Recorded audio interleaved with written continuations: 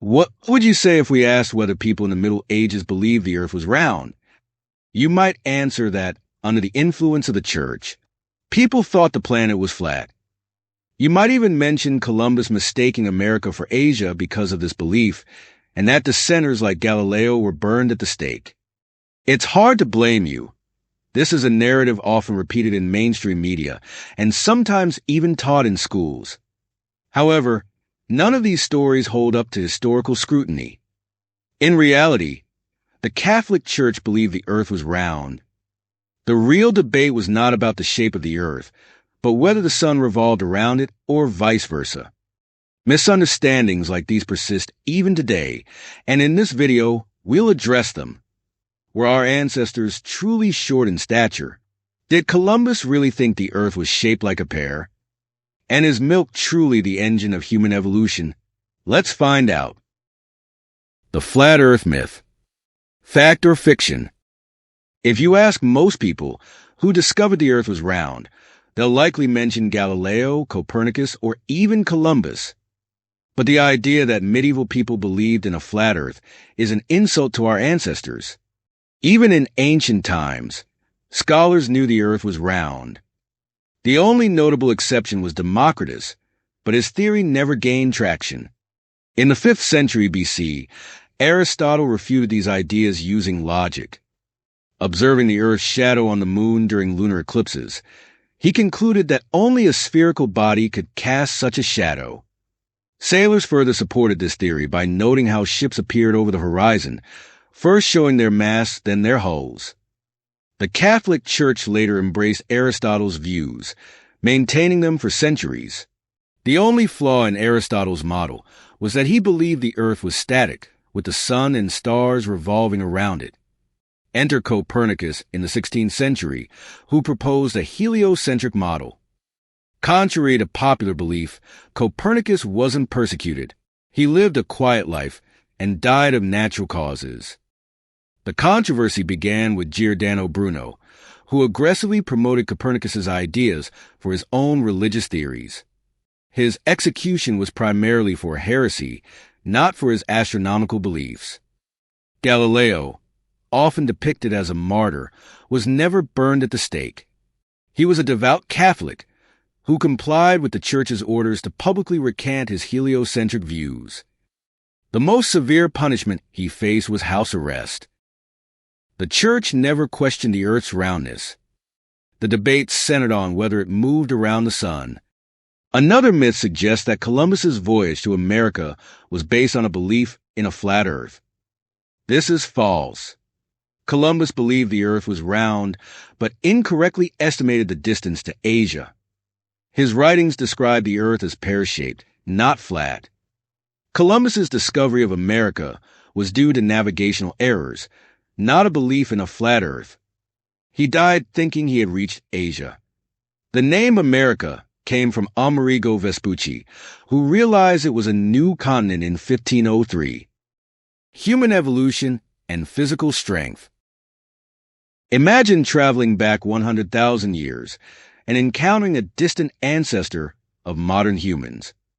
Close your eyes and picture what they might look like. Chances are you would imagine a hunched ape-like figure with a small brain and a primitive demeanor. After all, that's the image ingrained in our minds by popular depictions of evolution, a relentless march toward taller, smarter, and more physically refined humans. But is this perception accurate? Not quite.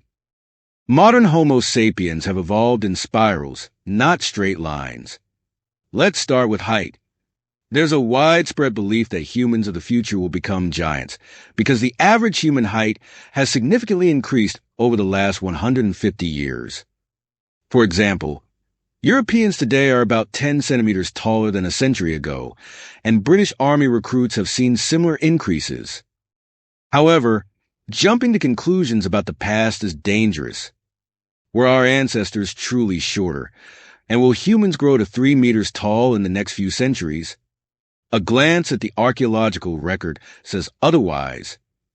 Consider this.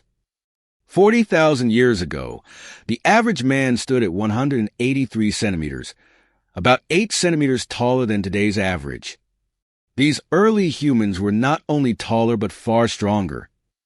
Ancient hunters would likely have swept the gold medals at modern Olympic Games with their extraordinary strength and endurance.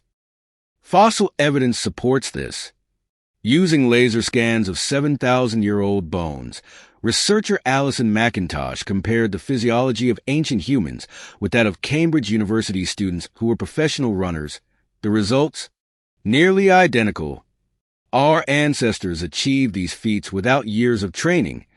It was their everyday reality. So, what happened? The shift from hunting and gathering to farming about 10,000 years ago changed everything. Early farmers spent less time in physically demanding tasks and more time tending crops.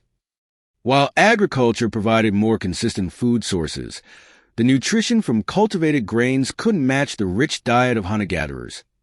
Malnutrition and periodic famine stunted growth and reduced physical strength. By the Neolithic period, the average height of humans had dropped to 162.5 centimeters, about 5 feet 4 inches. Variations existed across regions, with some populations maintaining their size and strength, but the overall trend was clear. As humans farmed, their bodies weakened. The move to agriculture also introduced new challenges that still plague us today. Researchers suggest that obesity, back pain, and other chronic conditions are rooted in the bodies of hunters adapting to sedentary lifestyles. Essentially, we're still wired for the physical demands of hunting, even though most of us no longer chase prey. Another surprising evolutionary twist is that our brains are now smaller than at any time in the past 100,000 years. Early humans had brains averaging 1,500 cubic centimeters, compared to today's 1,350. Does this mean we've become less intelligent? Not at all. The reduction in brain size is partly due to our smaller body size. Additionally, our brains have become more efficient, processing information faster and using fewer resources. Just as modern technology achieves more with less, so do our brains. Finally, let's tackle a common myth: milk as the engine of evolution. Humans began consuming milk only about 10,000 years ago, and for much of history, lactose intolerance was widespread.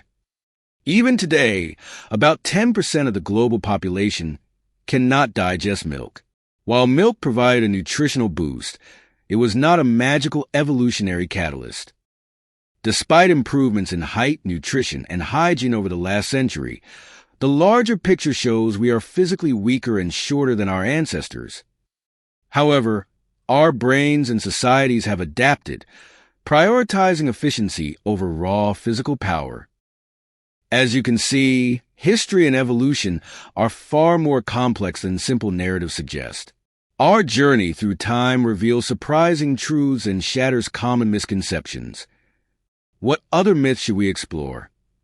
Let us know in the comments, and don't forget to like this video and subscribe for more deep dives into history and evolution. Until next time,